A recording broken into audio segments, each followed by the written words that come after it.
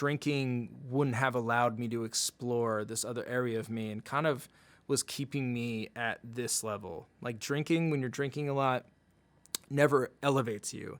It never progresses you forward. All it does is just keep you here. Keeps you here. You know, you never have heard anybody ever say that I am really glad I started drinking again. Nobody's ever said that because there's no reason to be glad if you've stopped and you've seen the positive aspects that drinking has made towards your life being improved in every way, shape, or form. It's like there's no reason to look back, and that's where I'm sitting right now. I'm really not even like, oh, I'm 100 days sober. I hope I can make it 100 more. I'm almost like drinking isn't even a thing for me anymore. I don't drink, and life has gotten so much better without drinking in every way. So I know a lot of people hit me up on Twitter about being sober. I know a lot of people always ask me questions about it.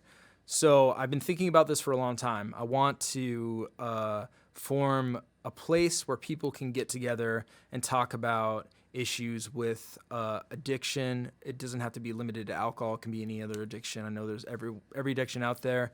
And even if you're having a hard time in life with depression, if you're having a hard time in life with your family, with work, anything, I know that everybody needs somebody to talk to, and not everybody has somebody to talk to. So I'm going to use Ruin Your Day as a platform for that.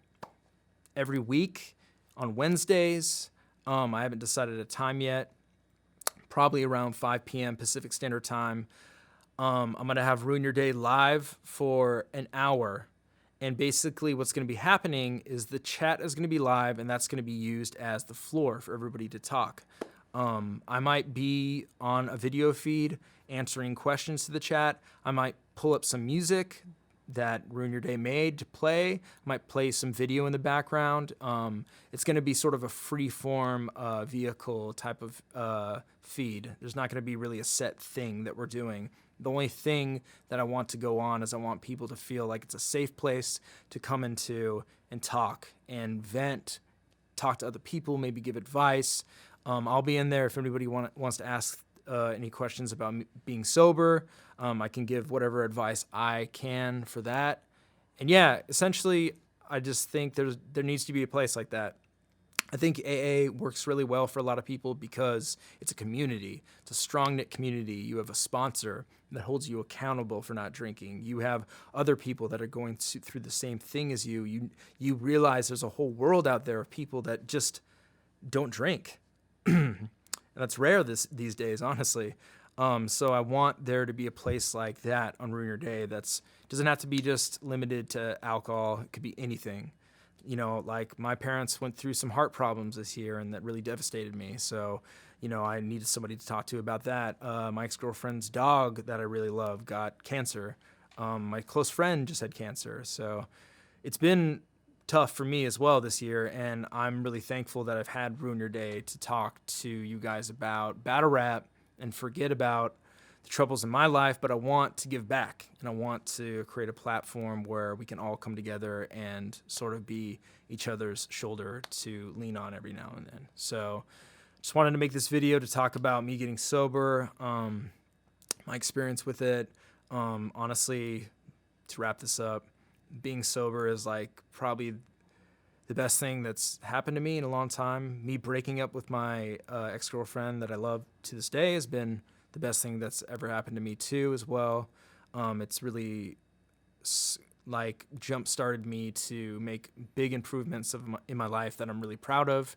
And yeah, I mean, I think anybody out there that's struggling with addiction, the first question you need to ask for yourself, if you're thinking that you might have a drug problem, alcohol problem, any sort of problem, is if I'm asking myself if I have a problem, I might have a problem. Do you want to take the next step to solving it? Do you want to get clean? Do you want to get sober? And all I can say is being sober is amazing. It's great. I would never trade it for anything. It works really well for me. Other people can drink responsibly. I'm not one of those people. I can't drink responsibly at all. So, yeah, guys, I just want to thank you all for helping me through my year of sobriety.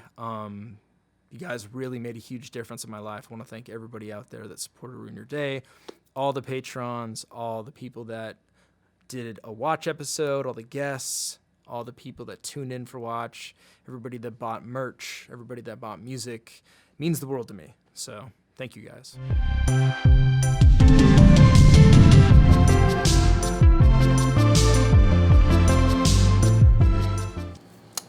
What's up, everybody? Welcome to Ruin an Hour, a safe place to talk about anything under the sun. Today we got a very, very special episode. We got RX in the house. Hey, what's up, you guys? We're here. Yep, we're in the building. Let's go. So RX is a good friend of mine. She's a great battle rapper from Compton. And many of you may or may not know that she has a history and an education in therapy and mental health. And she wanted to come on the show today and talk about those issues. You know, I'm like a very big advocate for therapy. I've been going to therapy for 3 years myself, and I think everybody should take a hand in it. And yeah, I'm just super happy for you to be here. Yes, thank you for having me, Avo. I love this platform. I love mental health. Like, I'm very passionate about battle rap, but outside of battle rap, I'm so passionate about mental health. Yeah. So I'm happy that we're blending the two of battle rap and mental health, because this is like two like of my favorite things in the world. Word. So, you know, yeah, definitely happy to be here. Happy awesome. To be on. So before we started the show, we were kind of just talking about your back history, and you know, all of our adult problems sit on a foundation of problems we picked up in childhood. Mm-hmm. So what kind of, you don't have to go over what we were talking about beforehand, but what really kind of brought you into like opening your mind to like mental health issues and therapy?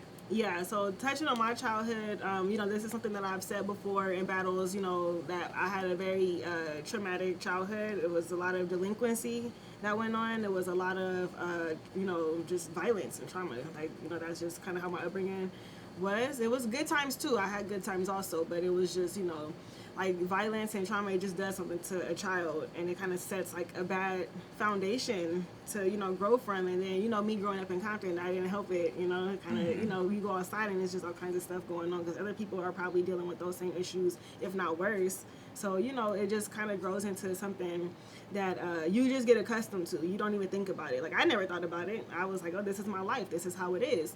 So, you know, when I got older, I went to college after high school, and I think I was like taking like journalism classes because I've always been a writer. Yeah. So I wanted to be a journalist. So I was always on like the journalism team at school, or the yearbook team. I was always writing.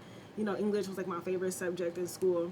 So I said, okay, it's only natural for me to be a journalist. So that's what I went to school for, but I ended up taking a psychology class. And when I took this psychology class, I was like, oh shit, you can like study people's behavior and their mind and all this stuff. Like, this is really interesting. So I ended up taking another class. It was called Psychology of Family. And that's when I was like introduced to like mental health. And that's when I was really introduced to like, you know, like dynamics in the family and like where you're at in your family. Like, you're the first child, the only child, the last child, the middle child, whatever. Like, that really kind of sets your path of life. And, you know, mental health, you know, was always brought up in that class. And I was like, this is kind of interesting. So I had a job. I've always worked with kids. I've always worked, like, in schools primarily. But I also worked in a lot of, like, juvenile detention centers, a lot of rehabs, a lot of group homes. And there was one group home. What's the reason for that? Because when I was growing up, I didn't have anybody when I was, like, you know, a young delinquent. Yeah. I had my dad, and that was it. And, you know, my dad, he's an interesting person. So I never had nobody that was, like, there for me to, like, tell me, like, hey, you can be better in your life. You could overcome obstacles. Like, I never had that. I always just thought that my life would just end up on one path and one path only. Yeah. So I felt like maybe I can help out some kids along their path. Maybe, you know, they need someone to encourage them and to help them. Yeah. So even if it's just one kid that you help, I mean, I'd rather be like 10 to 100, but even if it's just one, that's okay. For sure. So I worked at a group home, and I started to really, really see like people being misdiagnosed or people being overdiagnosed. And then that would lead to them having, or being forced, honestly, to take medication. Yeah. And if they don't take the medication, they're kicked out of the rehab. Wow. Or the group home, or wherever I was working at the time. You know, I worked at like a lot of different places, but one in particular was a group home, and it was a very big group home. Like, most group homes have like 6 kids. This one had like 60. And yeah, oh my God. And then a lot of these girls had babies, so their babies lived on campus as well. And it was like a very, very, it was a lot going on. And these are all girls from LA, like Compton, Watts, South Central. So it's a, it's a kind of a rowdy place. It's like a very high level, group home. And they would prescribe everybody medication? Yeah. They would give everyone a diagnosis. Everyone had to take pills. And sometimes I would question things. Yeah. Like, does this girl really need to be taking all these pills? I know that, she probably like stays in bed a lot. Maybe she's a little bit depressed. But is she really diagnosed with like 3 or 4 different things? Should she really be taking all these pills? Yeah. And then they turn into zombies in a way to where it's like they're just drugged up on prescription pills all day. Yeah. They can't even function half the time. So I started speaking up about it. Hey, this isn't right. I don't know if this girl should be diagnosed with that. Because I was still in school during the time, but I didn't really know too much about prescriptions and giving people a diagnosis and how it's going to affect them in their day. I didn't know the ins and outs of all that. Yeah. So I started asking a lot of questions. And in some industries, if you ask a lot of questions, it's not good. They're not going to like you. Yeah. So I was always like a very rebellious person anyway. So I would just really speak up about it. And one day there was like a really, really big meeting that we had, all the staff. And they were kind of like nicely pushing onto us an idea of tell the girls that they need their medication, make sure that they're taking it because we're getting funding for them taking their medication.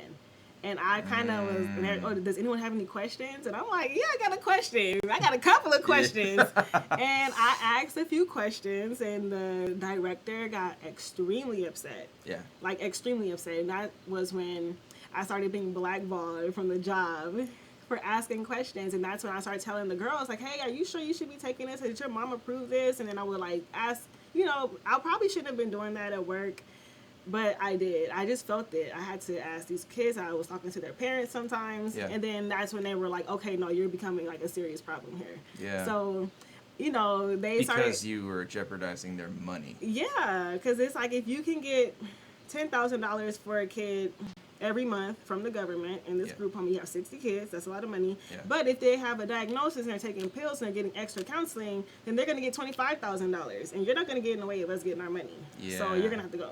Yeah. So I had to, they like gently started like, badgering me. Yeah. And then I was very rebellious. I would always lash out and stuff. Uh-huh. And that's when I was like, you know what, I got to get up out of here. So I ended up going to a whole different company that was like way better. Yeah. And, but I am happy to say that at that company, it has been like a reform that has happened, and from what I hear, the people who were running it before are not there anymore, and that a lot of the girls are better off now, but they still have their challenges, But, maybe I made a difference, maybe I didn't. I don't know if it was because of me or not, but I'm not going to take credit for that. I'm just going to say that the universe has its way of working things out with people. That. Yeah, to give people success and all that. But yeah, that's why I really, really was like, no, I have to delve into mental health. I have to know what's going on. I have to make sure that we as people arm ourselves with this knowledge, so that way we can't have someone telling us, you have this disorder, you gotta take this pill. If you don't take this pill, then you're gonna go crazy, and like intimidating people into taking medication, basically. For real. So that's why I was like, no, I have to get involved somehow. Yeah. So yeah. Interesting. So your thoughts on are you so you're a therapist, but are you a psychologist? Are you a No. I'm a marriage, family, and child therapist. Okay. So my degree is in counseling. Mm-hmm. My master's degree is in counseling. My undergrad is in criminal justice. That's why I always work with like the probation kids and stuff like that, in the mental health aspect. So as psychologists, they kind of like take a lot of tests. Like I'm not qualified to like give someone like a test. Yeah. So that's like the only difference, really. Okay. Yeah. Interesting. So you're talking about how initially your sort of friction between you and the organization was because people preemptively prescribed people things. Mm-hmm. So what are your thoughts on that? Like when somebody comes to a doctor with an issue, like, hey, I can't get out of bed, I feel down. Mm-hmm. How do you feel the correct way of moving forward with that would be? Okay, so there are different degrees to every disorder. Sometimes it's like an onset to where you're starting to experience these things and you have a better chance of overcoming it without medication. And sometimes people wait until it's very late to get help. And, that it just naturally happens that way.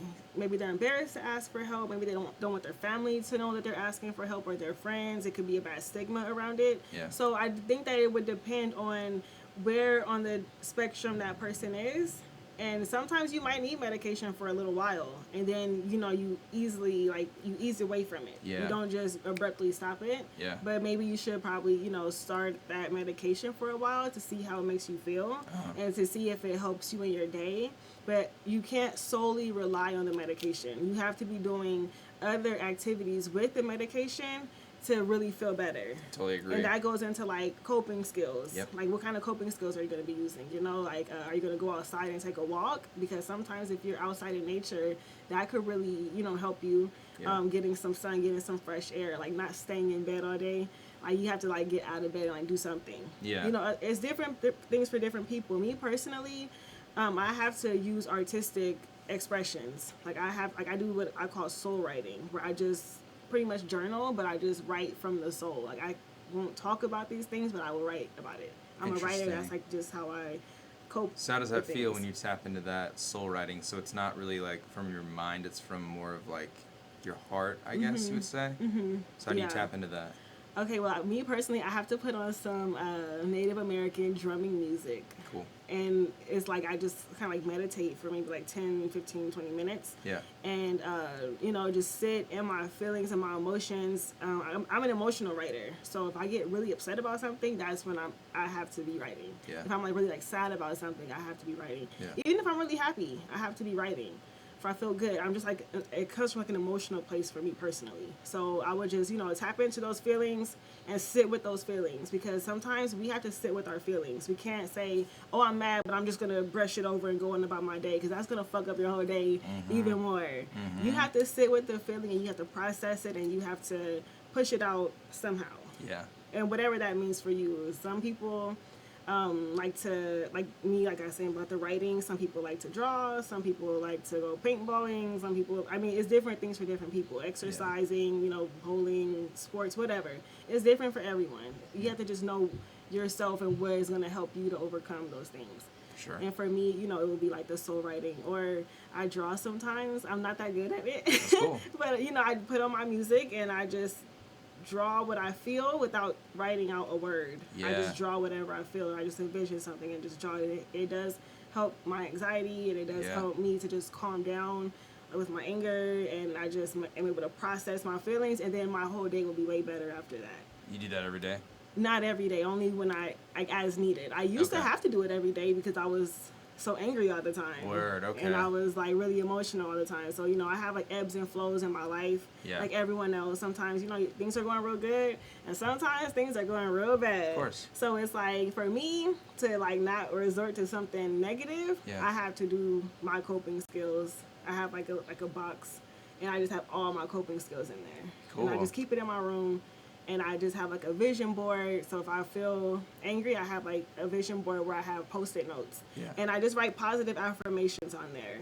Like, I feel good today, I'm strong, I'm powerful, whatever I want to put up there for that day or that week, whatever. I change it up quite often. That's why I use Post-it notes. Yeah. And I just, have to say those things out loud, count backwards from 10, and whatever to just get me back to a baseline behavior. Yeah. Because if I'm like triggered, then I can escalate into something else. Mm-hmm. So I just do what I have to do as soon as I feel how I'm feeling to just bring it down and just to stay at the baseline. I like how your coping mechanisms are very they're very physical things too. Because a lot of people are like, how do you cope with anxiety and depression? Oh, breathe, count. Stuff that's like not really tangible things, but you physically have a box of coping.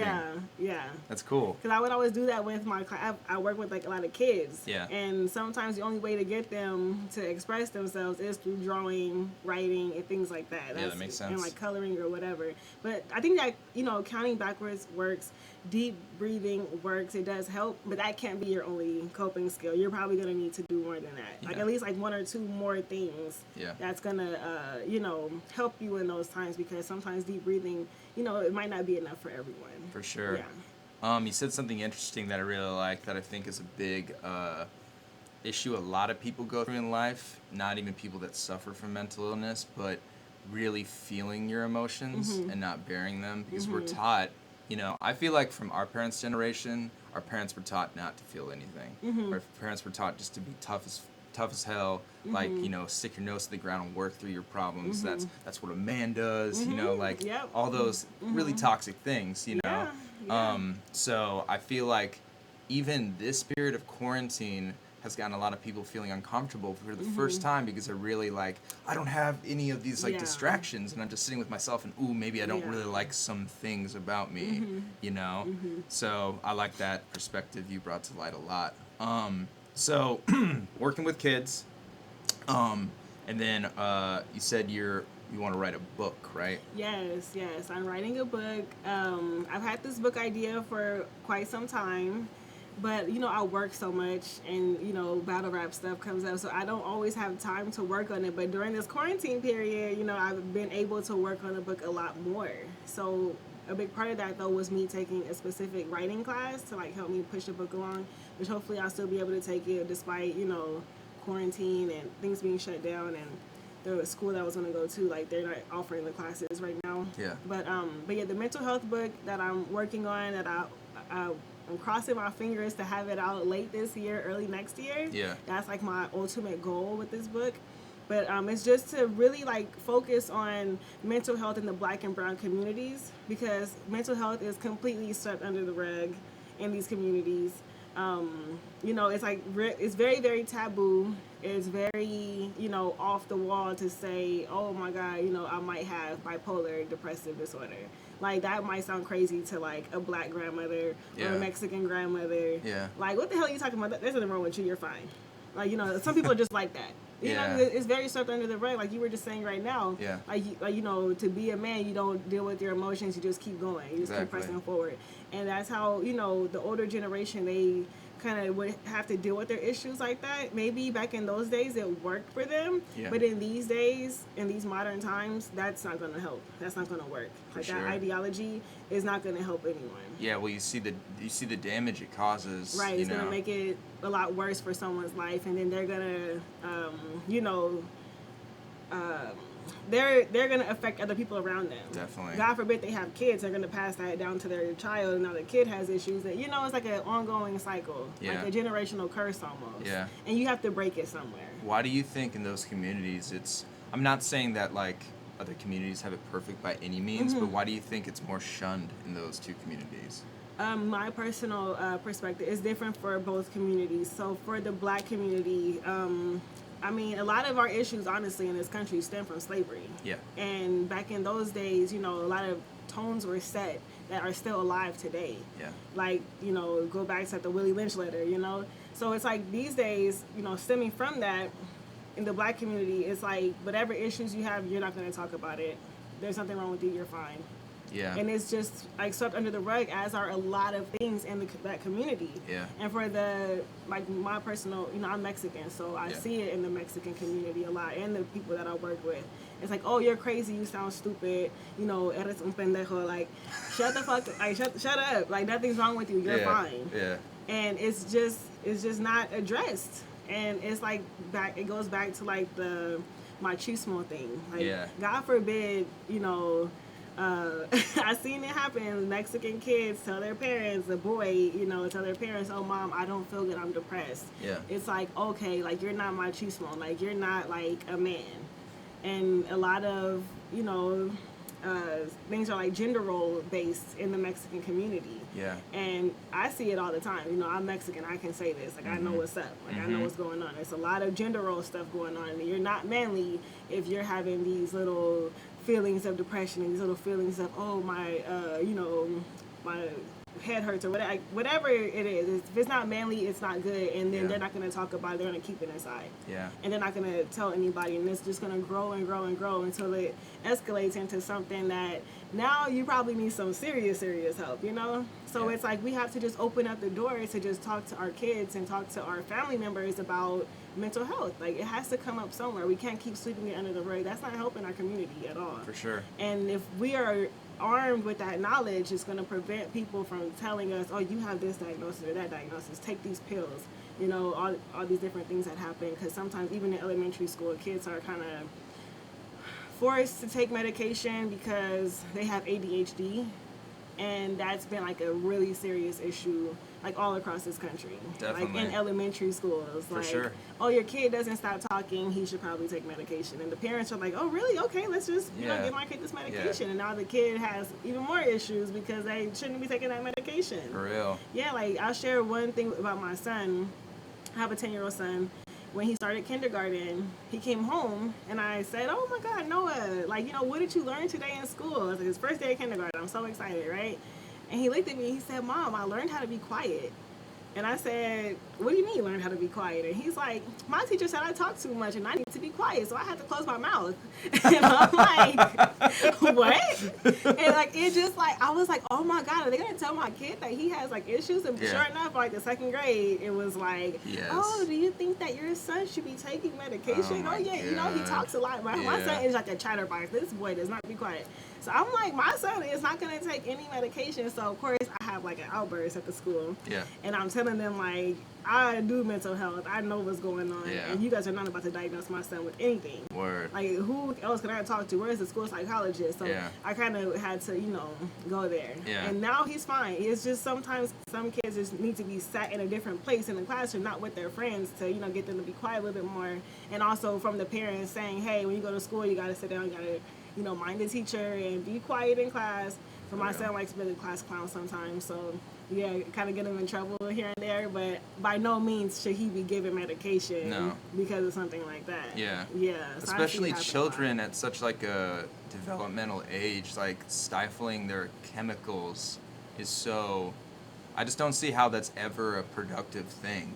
Right. You know, to like limit something in a child, because it's like, and also we have this like structural like belief that all children should like abide by this hierarchy and like sit in line, and it's like they're kids. Yeah. And they're all so different. They're developing in different households, come from different backgrounds, so it's like they're gonna be different. Right. Some are gonna talk. That doesn't mean anything's wrong with them. You know, it's like they're just talking. Right. So, exactly. Yeah, I definitely I echo that sentiment a lot, and I echo the sentiment of people being too quickly in this country to abide by a pill and a prescription, to be like, oh, this will fix me, this will make things better, you know, instead of like, well, what's in here, what's making things worse inside of you first before looking externally, because we're so used to that in the, like our lives, to be like, what will make me happy? A house, you know, more things, more stuff. A pill will fix me, you know, all this stuff, instead of looking internally first. Right, exactly. Like those like tangible things that people feel that they need, but once you have all that stuff, then you still feel the same inside, if not worse. Yeah. And, you know, God forbid you get $1 million, because the habits that you have already, they're just going to get worse. Like, totally. You know, money doesn't fix anything. It just magnifies what's already there. Yeah. So, you know, people kind of are chasing after. It's like that one picture of the stick with like the money on it, and you're chasing after it, but the stick is like, you know, right above you, and no matter how fast you run, you're not, it's going to always be out of your reach, kind of thing. And sometimes that's like with happiness. Some people just don't find happiness. Like they're just chasing, you know, things and stuff, and they're not saying, okay, what's going to genuinely make me happy? 100%. And they don't take the time to go internally, because maybe they've never been taught that you can go internally. Some people are taught that that's, you don't do that. You go externally. You go and you get the house and the car, and then you get the wife and the kids, and, you know, all these things. But it's like, okay, but what about spiritually and mentally, and how do you, like, you know, balance yourself out, and you know, how do you deal with those ebbs and flows of life? Yeah. And we're not always taught those things. It's scary, that's why. I was definitely never taught those things. I had to kind of like learn as I go, and I'm glad that now, you know, I'm able to pass this information on to my kids, so that way they can, well, mainly my son, my daughter's only 3, but, you know, I still, you know, have to do it with her also, because she has her little, you know, anger fit sometimes, and I was like, okay, like, you gotta breathe, okay, what's wrong, talk, use your words. But with my son, it's like, you know, just educating him as much as I can, because he is a black boy in America, and he is looked at a lot differently than some of his peers in his classroom, and, you know, that's just how it is sometimes. Yeah. Is he in like a mixed classroom? Yeah, the school that my son goes to, it is kind of diverse. Yeah. But, you know, he is like one of like the only black kids like in his class. Yeah. In LA? No, my son goes to school in Anaheim. Oh, okay. Yeah, it's pretty diverse. There's a lot of Asian people, a lot of Middle Eastern people. Yeah. You know, some white people, a lot of Mexican people. Yeah. But, you know, like, even though he's like very, very fair-skinned, like, he's still, you know, the black boy. For sure. Yeah. Definitely. Yeah. Interesting. Yeah, I mean, I definitely echo the sentiments also of like looking inside being difficult for a lot of people. It's like I use this example a lot. You look at soldiers that go away to war, it's like they have the strength to walk into the face of death and possibly die. Kind of, a lot of people in the demographics you were talking about kind of live that same line of like, they're like, my life doesn't matter really, it's just like, if I die tomorrow, whatever. But then you ask them to actually open up and then they're so afraid.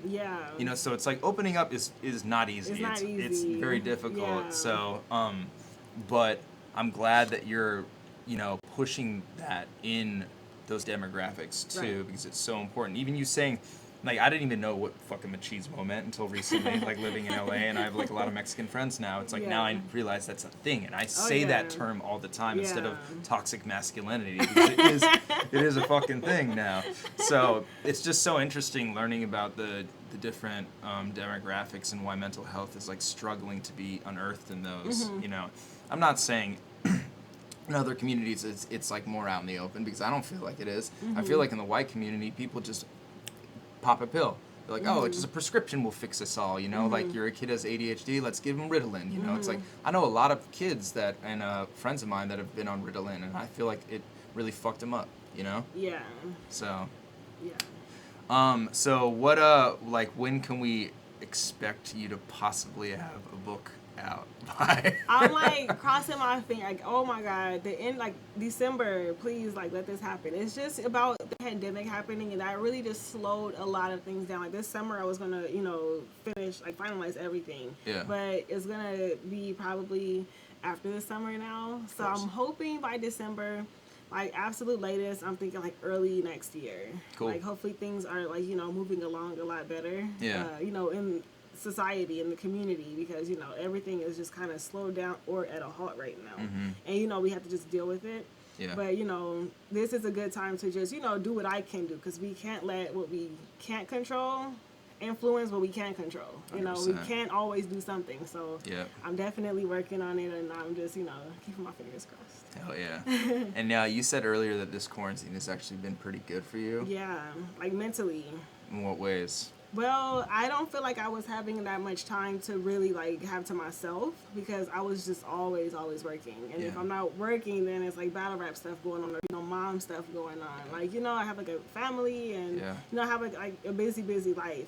So with the quarantine happening, I work at a high school, and I'm able to work from home, and my work slowed down quite a bit. So I was able to just have more hours in the day to just like go internally and just, do like the checks and balance thing, and just, express myself in different ways. Like I've been writing every single day. Like I could have put out like 5 freestyles right now, but I just haven't memorized it and put it out, right? But I just like, I'm able to just be happy and just like, be free, I feel. And, I understand that there are people going through a lot right now, and I am, empathetic toward that. But like for me personally, like it's just been a very eye-opening experience, just on like many different levels. But for me personally, like my own mental health has gotten a lot better, and I just feel a lot more laid back and not so tense all the time. It's like, before it was just always something to do every second and every minute of every day. Especially being in like battle rap too. Yeah. It's like there's an event every weekend. weekend. You gotta go to the event. You gotta pop out. You gotta be writing bars. You gotta, prepare for a battle. Yeah. And that stuff is time consuming. For real. Like preparing for a battle, like I don't get no sleep when I'm preparing for a battle. I'm up all night, up early in the morning. Then I go to work, come home, more battle rap stuff. I got 2 kids. I cook dinner. Potty train, all this stuff. Yeah. It's always busy. So lately, it's just been like really good for my mental health. That's incredible. Hell yeah. I agree. Like this quarantine has been insanely good for me. It's just like I've grown in so many different ways, and I feel like a lot of people have been doing that, but I feel like also a lot of people haven't really been seizing the opportunity of it. So yeah, because sometimes people, they get depressed. Because right now, honestly, I hate to say this, I said it before, but right now we're living in a very dark time. Yeah, we are. And, unfortunately, the suicide rate did go up. Yeah. Because maybe those people didn't have someone to teach them about going internally and dealing with their issues, or maybe, they just had like a really like rough patch of their life, and then they just decided to end it. Yeah. Not just here in America, but like in other countries as well. Like, it's a very dark time that we're living in right now. And some people, they lost a lot of the things that made them comfortable in their life. Yeah. Because sometimes, like we were saying, they don't go internally and find happiness. They get the happiness from having the job and the house and the wife and the kids. And then, when they lose all those things, now they feel like they don't have anything. Yeah. Which they do have a ton of stuff, but they don't see it that way. Yeah. And then they, end up, committing suicide. And unfortunately, people with drug problems, it goes up around times like this. Mm-hmm. And I have a good friend of my family, an older gentleman, he OD'd like a couple weeks ago. I'm sorry to hear that. It was like a very, very, very, bad situation. He has kids, grandkids. He's like an older man. It's one of my dad's like OG friends from his hood or whatever. But it was like, oh my God, like this shit is real. Yeah. Like this is real. Like people are dying from COVID in other states. But here, like, in California, I personally don't know anyone that has been, like, really affected by it, like, their health or, getting it or whatever, or dying from it. But, when it comes to, like, drug use, I know quite a few people who have, engaged in more drugs, and then it led to either their death or them being severely, like, in the hospital, like, in the ICU and stuff. Yeah. So it's like, oh, my God, like, drug addiction, it stems from, like, mental health most of the times. And maybe they can't deal with their anxiety. They can't deal with their depression. That's the only way they can know to escape it.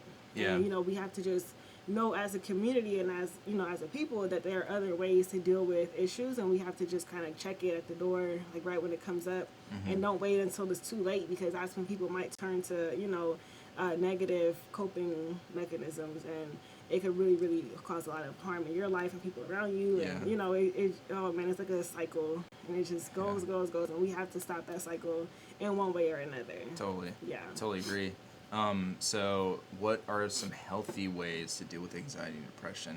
I get asked this question a lot, and I have some experience with depression, some experience with anxiety, but I wouldn't ever say I know too much about it. So I get asked this a lot, and since you have experience with both those, what would you say some healthy coping ways? Well, the first step is always to just acknowledge it. You have to acknowledge, okay, I'm having some anxiety issues. I'm having some depressive, issues. You have to acknowledge it first, because if you don't acknowledge it, you're not going to be able to get help. No one's going to be able to help you. Yeah. Because you have to just acknowledge it yourself. But once you acknowledge it, I think that seeking like a support group will always help. And even if it's something like this is like really, really good for people to just have a safe place to come and communicate with other people and have positive talk about it. Yeah. Because sometimes if you go to like a wrong person, they're gonna have negative things to say. For sure. So just getting a support group, definitely. Yeah. And really just like doing the things that you love and doing the things that you like. Like you have to just engage yourself in, like support groups, whatever it is that people like, playing an instrument, going to a concert, taking a walk on the beach, doing some exercise. And also one very important aspect of this is your diet. You have to really put, good things into your body so your body could work with something good. Yeah. And not put in a bunch of chemicals and processed foods and soda and things like that. That stuff has a very bad effect on our body, mentally, spiritually, physically, For everything. real? Yeah, what you put in your body, it really, really matters a lot. So you eat pretty good. I do. I didn't always eat that good, though. I used to eat, like, McDonald's. Yeah. Yeah, when I was, like, 18. Yeah, I haven't ate there in a long time. I used to drink a lot of soda. I stopped drinking soda when I was, like, 17. I think I had it when I was, like, 25, and I got sick for, like, 3 days. Oh, my God. Like, in bed, like, I thought I was going to die. My insides were so dry. Yeah. But, yeah, like, a lot of the stuff that we're eating these days is, like, not good for us. For real. Unfortunately. Yeah. So we have to really take those steps to eat right, eat healthy foods, go organic if you can, the farmer's market, buy fruit that's in season, people. For sure. And I think people have it is sort of true in a way, but it's sort of a misconception as well that eating like healthy is expensive and hard. Eating McDonald's is definitely easy and accessible for sure and cheap. Yeah. But there is a lot of ways for you to eat fruits, vegetables at a very decent price. There's like a lot of methods. Like I belong to this grocery delivery service called Imperfect Foods. Oh, nice. And they deliver like produce that's like they can't sell in stores, because stores have such like crazy, like lines of standards. Like if an apple has like a blemish, they won't sell it. So it's stuff like that.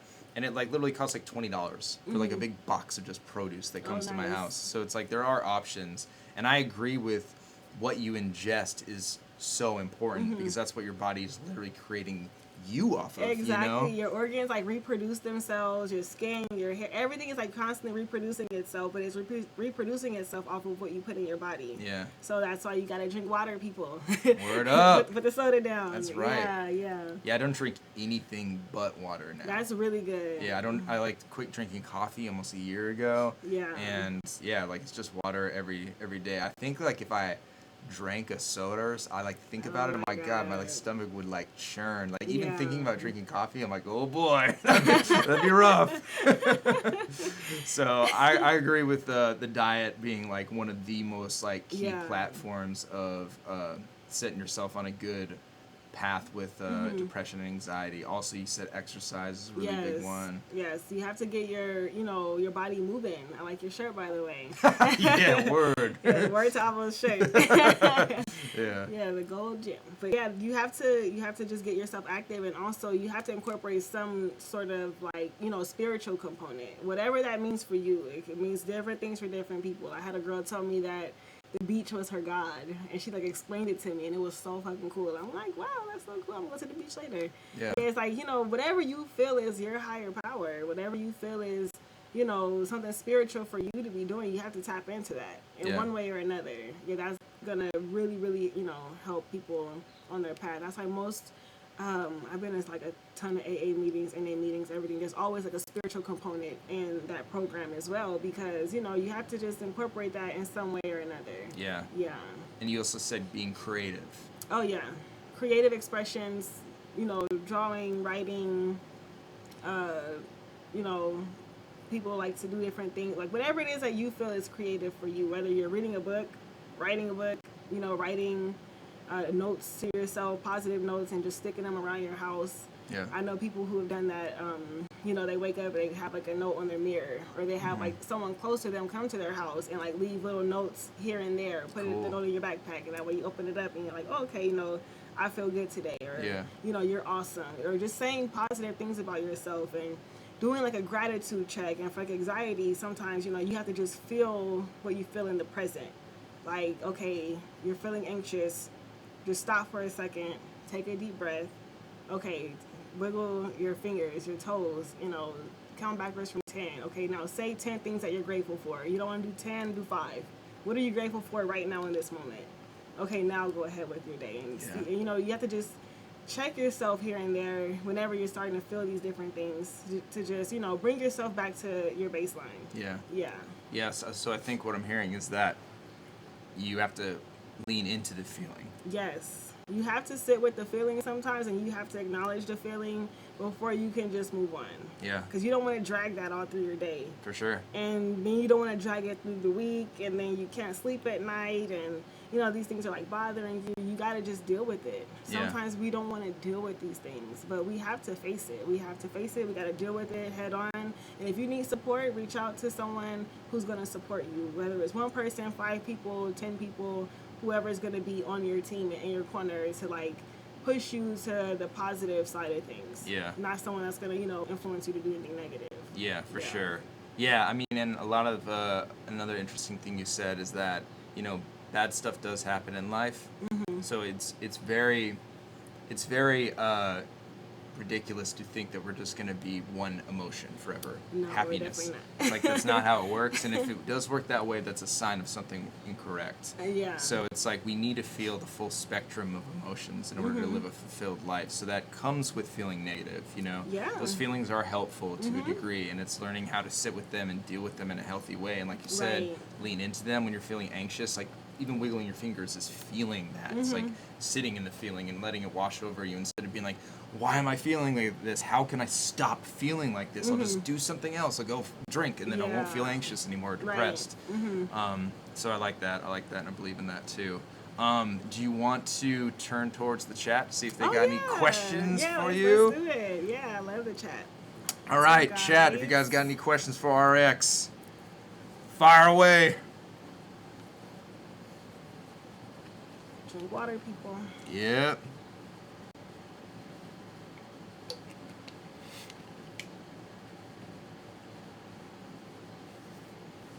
Oh, Kados is here. What's up, Kados? Do you make music?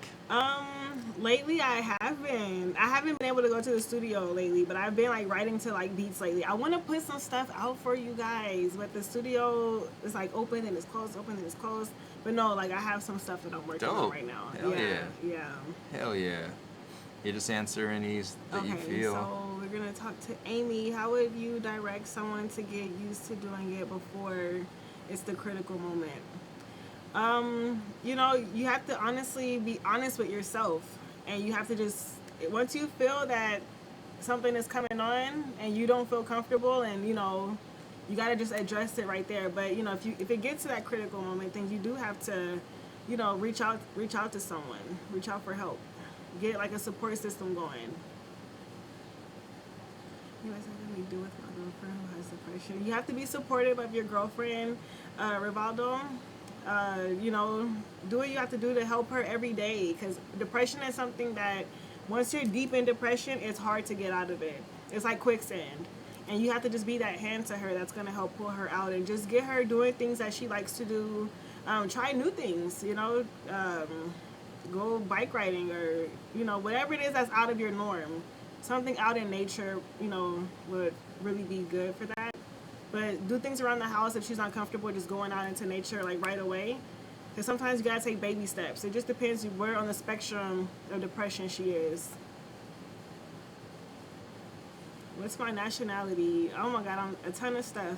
I identify as being West African and Native American by way of Mexico. But I'm like a ton of other stuff also. What systems of spirituality do I practice? Okay, I recommend whatever is going to help you. Can we go up a little bit? Yeah, for sure. I recommend whatever is comfortable for you. I can't tell anyone what to do as far as spirituality, but me personally, I practice Native American spirituality and West African spirituality. And they like parallel each other. They're like almost like the same, to be honest with you. But you know, a lot of ancestral worship, a lot of meditation, you know, a lot of rituals, things like that. That's just what I do personally. What do you say to eat? Oh, you have to eat fruit that is in season. So like right now, for example, we're in like the springtime. So right now, like a lot of like citrus fruits are in season, avocados, things like that. So things that are grown locally in your area, it'll be cheaper. It'll be, you know, more inexpensive to buy. So like find like a local farmer's market. That's what I would recommend. I go to the farmer's market like every Wednesday, and I buy like a ton of stuff. Primarily the avocados and lemons and oranges right now, because that stuff is in season. Kato, salute. Kados, salute to you. You want to answer this one about anxiety? Yeah, I had anxiety more so as like a teenager. I didn't know it was anxiety, and it wasn't until I got older is when I knew what I had. And that way, whenever I would start feeling anxious, I would do what I just said, like feel my fingers, feel my toes, feel things around me, and just be present in the moment and like take a deep breath. And then, you know, that is just what works for me. I don't let it get past that stage personally. But before, I used to smoke a lot of weed, and that wasn't good for me. I gained a lot of weight because I would get the munchies. So, yeah. Salute Oxford. Thank you for the donation. Yes, thank you. Michael Jones, what's your favorite thing to cook? What do I like to cook? I like Mexican food. Of course, because it's Mexican the best food. damn food on the planet. Yes. Let's go. I love tacos. Like I love like potato tacos, asada, carne molida. Like I like it. I like tacos. That's like my favorite thing.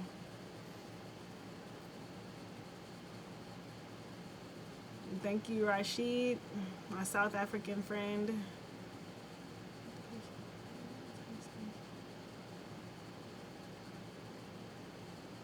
Yeah, depression, it can get there. Like for me personally, I had like a flash of what could have turned into depression. Someone very close to me passed away. It was my spiritual teacher. He passed away suddenly in Italy. it was like an accident and he died, and you know his body is still stuck there, like they won't release it. And you know, I was in bed for like 2 days and I didn't eat. I just cried. And I just knew right there at the second day, I have to get up, I have to do something. Because for me, grief is not easy to deal with. It sends me into a downward spiral. And I had to just catch myself. But for those 2 days, like, I didn't do anything. I just stayed in bed. And I couldn't even see past, you know, my hand. Like, I just didn't care about anything. And I had to just get out of bed. I had to get out into nature. I had to go take a walk at the park, take my shoes off and just feel the earth and just, you know, ground myself and just, you know, start over and go from there. It was very, very hard to deal with. But, you know, by the second day I was able to just catch myself, because if I didn't, then it would have been, you know, it wouldn't have been good. I probably would have made some bad decisions, to be honest with you.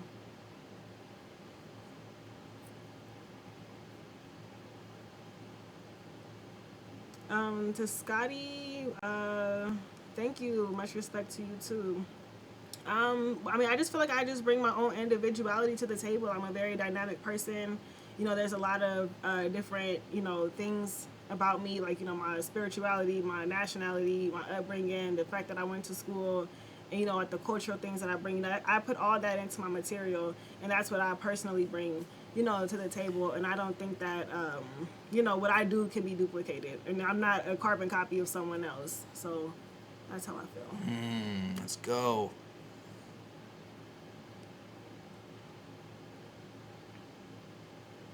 Well, there's always going to be something that makes you happy. Like I said, sometimes you need to take baby steps, and I would just recommend getting some help. I know sometimes you can get, like these days, like online therapy and stuff like that. So, you know, I would definitely say seek some help for that. Like, you have to get like some like professional help, and sometimes we could deal with things on our own, but sometimes we really can't. Once it gets to a certain point, we have to reach out. Especially with grief from losing a family member. Yeah, that could be really, really hard, especially if you were really close to that person and you guys were just like, you know, like this, and now half of you is like gone. Yeah. You can't physically touch them anymore. Yeah.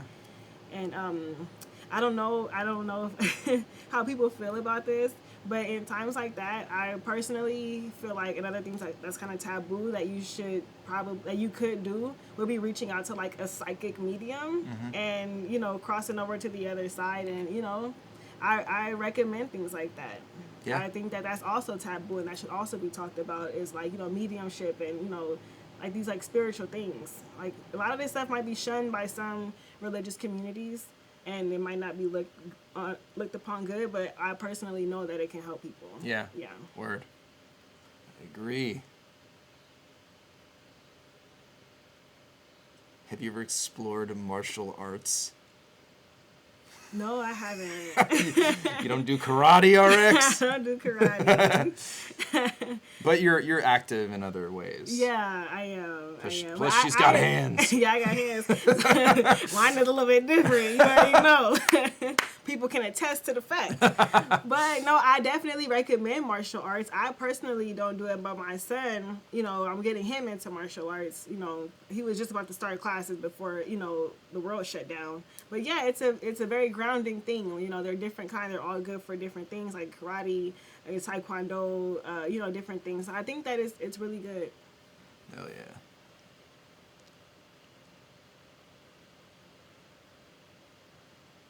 Have you ever tried CBD?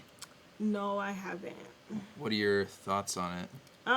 You know, some people feel like it helps them. I know older women who won't smoke weed, but they will take CBD oil, and they say that it helps them. Jesus Christ, where was I? Right here, Okay, word, yeah. Is there anything, Calamite, is there anything you would suggest about opening up? You have to confide in someone that you trust, and you have to trust yourself enough to even open up and talk about those things. Like, I wasn't always an open person about things that I've experienced and gone through. I was really like embarrassed by it, to be honest. And I feel like, oh my God, no one else in the world has dealt with this. But then once you reach out to people, you realize that they've also probably gone through the same things as you. For real. And they could help you, and maybe they're further along in their journey, and they could kind of reach back and pull you forward a little bit. Yeah. So, you know, you gotta start somewhere. Let me Gotta ask you start this: somewhere. has your like journey through mental health and spirituality created a ripple effect in your family members? Yeah. I have family members who think I'm crazy. They won't even talk to me. I'm serious. Really? I have family members that are like, oh my God, because my family is very Christian. Like what I Okay, I do is see. like completely looked down upon. Like Yeah. they don't like it. A Yeah. lot of my family does not like it. Wow. And some of them don't talk to me. And some of them think I'm crazy. But I have to stand in my truth. I have to, I have to stand strong. Like whether it's mental health or spirituality, like some stuff makes people very uncomfortable. Or if you tell a family member, hey, you have some anger issues whenever you get mad, you do this, this, and this, I think that you might need some help. Maybe you should take a class or something. And they blow up on you and like, oh, you don't know anything. Yeah. You're only this and that age and I'm this age. How could you tell me anything? For sure. Or people who are my family that might be, on drugs. Yeah. And say, hey, you should probably get clean. Yeah. Oh, you can't tell me what to do. I'm grown. Have you ever done heroin? It's like, well, no, but Amazing. yeah, like the people around you that's closest to you sometimes could be the people that will bring you down the most. For sure. Yeah, that's just yeah. Has anybody seen just like how your journey has enriched you as a person so much and been like, I want that? I don't think they want that. They don't want to. They don't want to deal with the backlash, man. Oh, but I do wow. have people in my family that are close to me who admire what I do. Yeah. Like they won't do it themselves, but they tell me, "Oh my God, like I admire what you do, and I see what you're doing, and keep going. I believe in you." Cool. They know that I'm like a sensitive, like I'm able to like pick up on energies and stuff like that. So like they don't like it, and some of them don't believe in it, but a few of them they know the vibes. Dope. Yeah. Dope. That's awesome.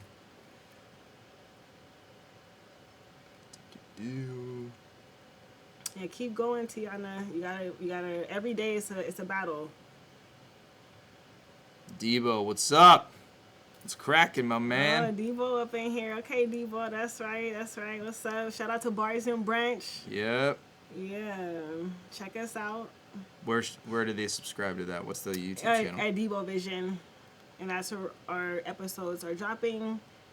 For Bars and Brunch, where we're talking about, real life issues as well as battle rap and as well as music. So, we have a lot of different dynamics. Me, Debo, Danny Ocean, and Cola. Debo's from the East Coast. Cola's from Chicago. Danny Ocean is from the South, and I'm from the West. So it's like, shit. yeah. That's dope. Yeah, you I got didn't know all that. the different, you know what I'm saying? We're very dynamic. That's really It's dope. awesome. Hell yeah. Go subscribe. Dramedy, I suffer from social anxiety. What do you recommend for someone trying to become comfortable in their own skin and more confident? You have to tell yourself every day when you wake up in the morning, look in the mirror and tell yourself 5 good things about yourself. And we're not always comfortable in our own skin. Sometimes, me personally, I just test the limits. Like, for example, the other day, this might sound crazy, but I was like feeling like really like, ew. So I like did my hair and I put on makeup and I put on this crazy ass outfit and I went out. And I was not comfortable. But I went out and I just had to just expose myself to that and just, feel as good as I can and just keep doing positive self-talk, because positive self-talk is so important. Tell yourself every day in the mirror, I kick ass. Yeah, Okay. Word up. I am powerful. I'm strong. Do whatever you have to do. I personally burn Palo Santo. I don't know if you guys know what that is, but it's like a stick, and then you like burn it. You do affirmations with it, and it just opens up the portals, and it just syncs you with the universe and heightens your frequency. It's very spiritual stuff. Dope. It's That's Native. awesome. It's a Native American thing. Yeah, I hella believe in positive affirmations. My room is covered in positive affirmations I Yeah. made myself. So it's Yeah. like just living in that every day. I feel like subconsciously somehow mirrors energy back into me. Yes. So it's really Because important. whatever you send out into the universe is going to echo and come right back to you. Yep. So you have to put those positive things out, and your thoughts, your words, and your actions are everything. That is an energy attached to it, and you absolutely have to keep it positive. Yeah, totally agree. Oh, sorry, Twigs, I didn't see your comment. Where is he? He's right here, but he said that we ignored his blue bold comment. Can you just say it again? We can't scroll up. We have a lot of Twigs, what did you ask?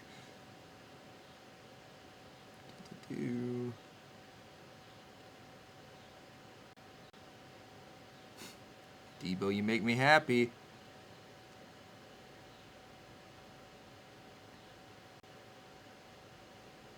Amy's on board with the mediums. Amy's the That's OG. right, Amy. Jesus. Geechee, what the heck? Get out of here. Geechee is so crazy. I teach Crip Kwando. Let's go, Geechee. Geechee's got a Geechee mean might- roundhouse, let me tell you. A swan kick from Compton. Oh my God, Geechee is so funny. He is. He's about to have people signing up for his classes now. I know. I don't see any. I Stop don't me see if you see anything any. from Twigs. You gotta just ask again, Twigs. Here, I'm sorry. this is a good one, Andre. What books have you read that you think have helped you? Okay, so the book that changed my life is The Secret. Mm. I've never known about affirmations before I read this book, and this book literally changed my life. I was in like a really bad place of life, and I was like, oh my God, there's positive stuff. This stuff doesn't work. And then I was like, you know what? I'm about to test this theory and see if it works. And I made my first vision board, and I put all this like crazy, outrageous stuff on there, like things that are like way outside of my norm. And like literally within a few months, like things started happening, and it scared the shit out of me. I was like, oh my God, did I do this? Oh my God, like, does this really work? Yeah. And then I just started doing it from there, and then now I swear by it. Like, positive affirmations, like speaking your reality into existence. Like, we have a lot more power than what we think. Like, Definitely. our words and our thoughts and our actions, like, can change everything for you, for the good or for the bad. You know, it depends on what you want to do. Yeah, totally agree. But keep it positive, people. Keep it positive. Yep, agree with that. Let's see, stop me if you see any question you want to answer.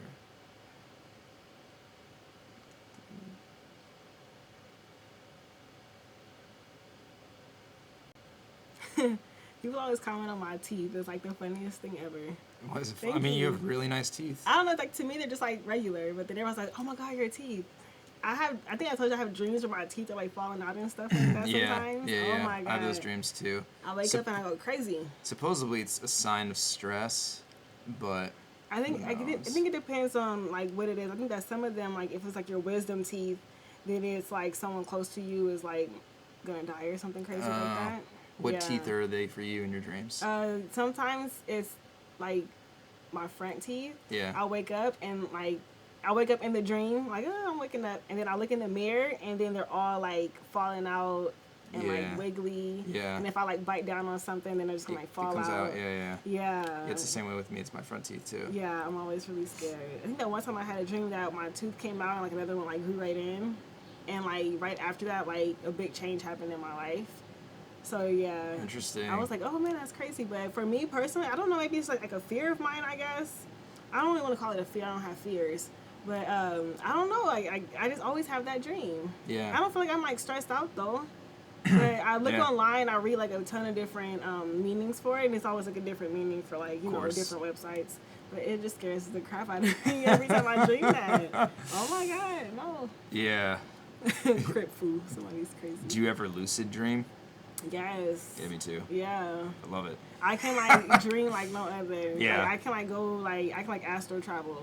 Like I have like certain stones and like selenite and like rose quartz and crystal. I have like all these like stones and stuff at my house, like in my room. Yeah. And I like charge them up on the full moons, and then I sleep on them afterwards, and that's when I'm able to connect like Dope. very, very well. That's yeah. awesome. Yeah. I love sleeping. Yeah. Just so I could dream. Yeah, for real.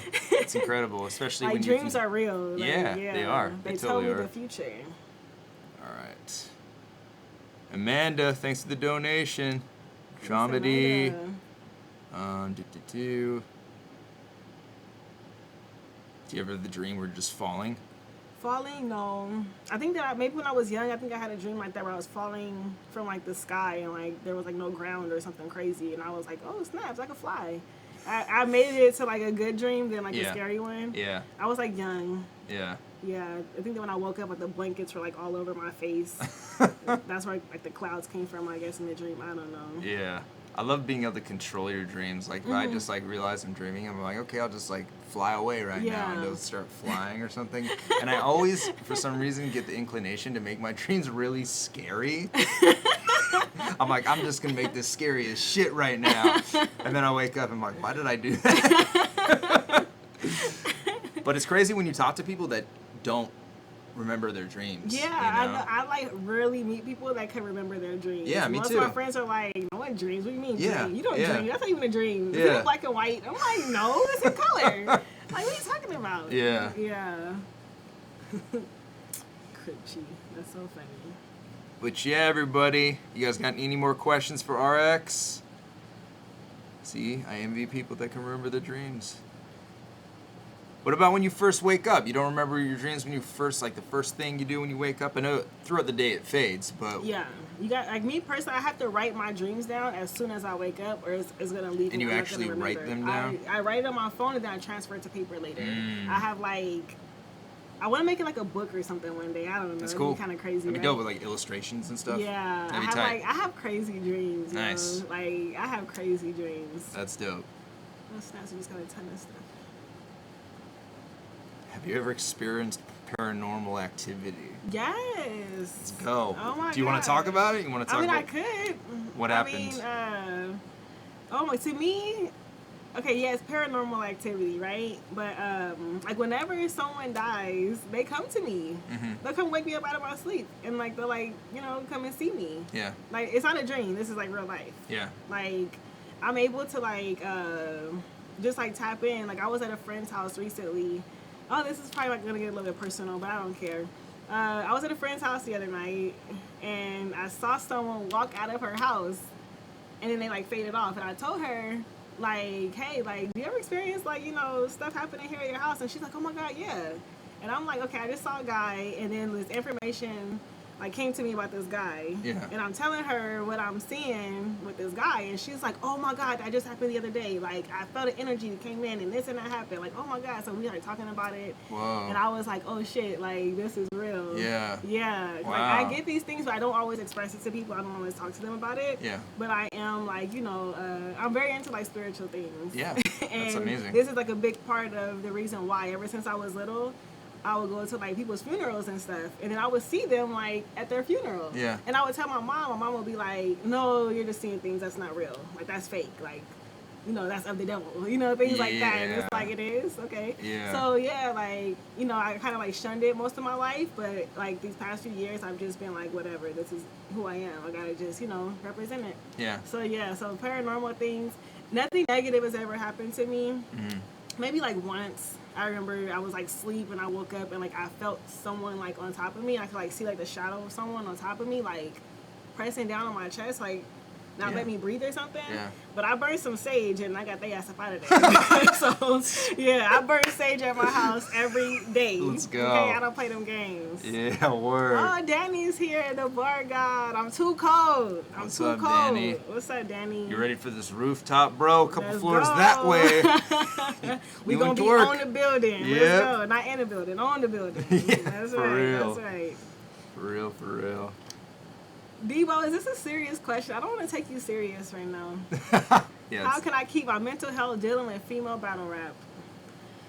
Well, Debo, you sit in a very, prominent chair of female battle rap, and every day you have to just tell yourself that I am the man and I can do this. Positive self-talk, Debo. I know it's a lot of Exactly. work.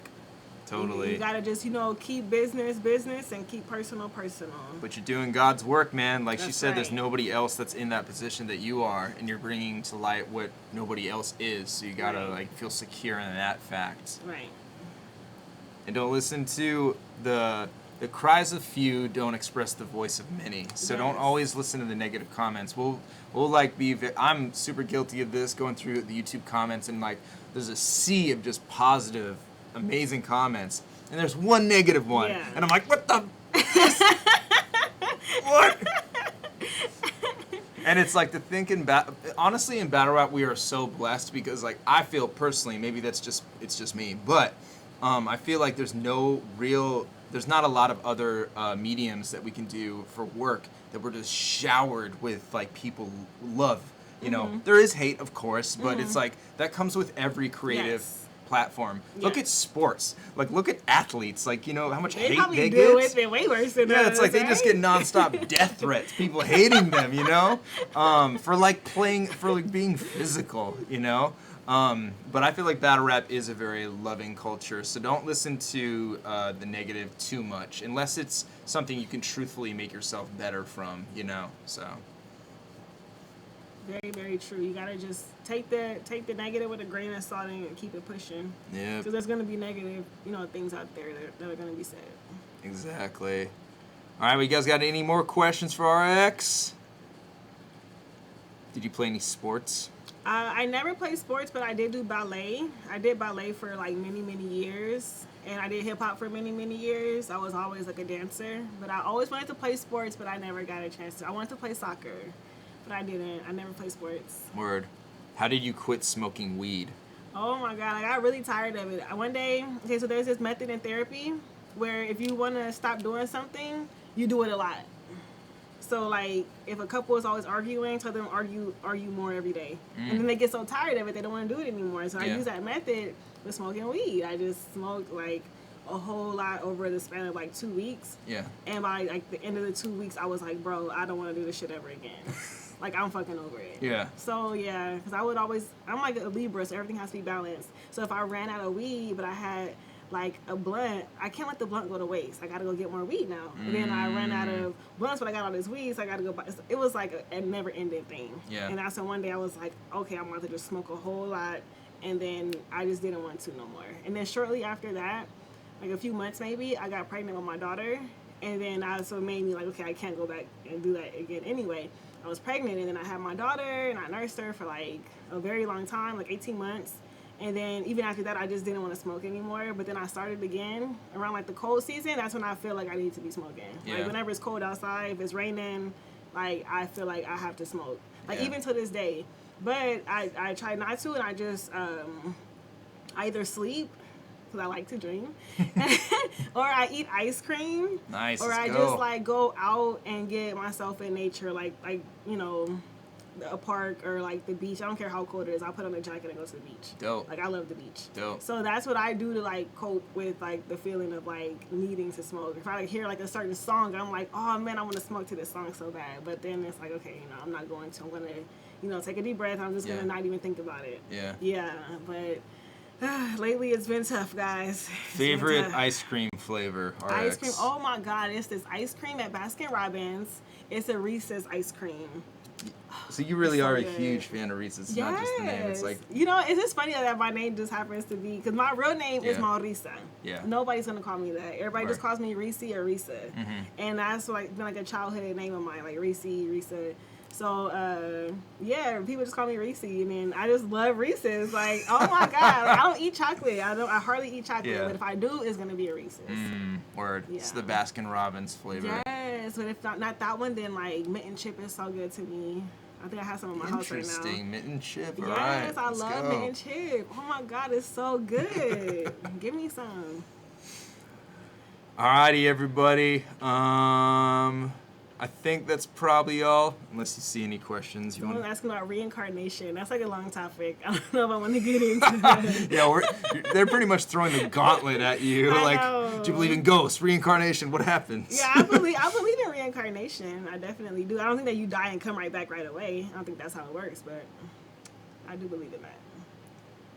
And do you believe in astrology? Yes. Oh my God, we are going through a Venus retrograde right now and a Mercury retrograde right now. Have we been like perpetually in a Mercury retrograde? Yeah, they happen quite often, like every 5 to 6 months, I want to say. Oh, okay. Or like 4 or 5 or 6 months, and like the Venus one. Yeah. What does the Venus one entail? It's for like love and like communication. So what does that mean? So when the retrograde happens, you're gonna have some issues in those departments because things are moving backwards. Word. And it literally affected me this time. Really? Yes. I don't want to talk about it though. Okay. But it affected me.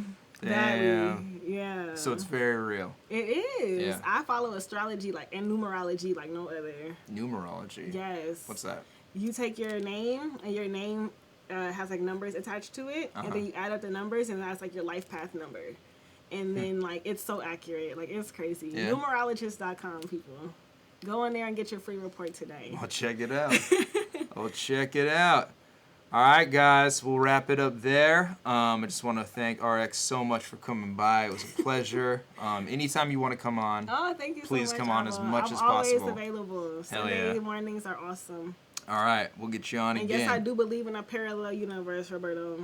Well, didn't they like just kind of prove that recently? Right? Yes, they did. The scientists did. Yeah. Things go backwards. Mhm. Yes. See, Yeah. I'm telling y'all, man, that stuff is real. This Danny stuff is real. ahead of his time, my Yes, friends. Danny is a genius. All right, any places they can find you at, RX? Yes, Twitter at Pretty Reese, Instagram at Pretty_Reese, and I have a YouTube channel, Pretty Reese. So I'm gonna be more active on there very soon. So make sure you guys subscribe, tune in. I'm gonna have some content for you guys available very soon, and I'm gonna be not just focusing on battle rap, but I'm gonna have this thing that I want to do called RX Says, and it's gonna be me talking about like mental health stuff or just like random different things like life issues, things like that. So yeah, very soon. Amazing. All right, guys, have a good rest of your Sunday. I'm going to be doing round for round. And I don't know who it is of, but tune in. It's going to be amazing. Yes. All right, peace out. Peace.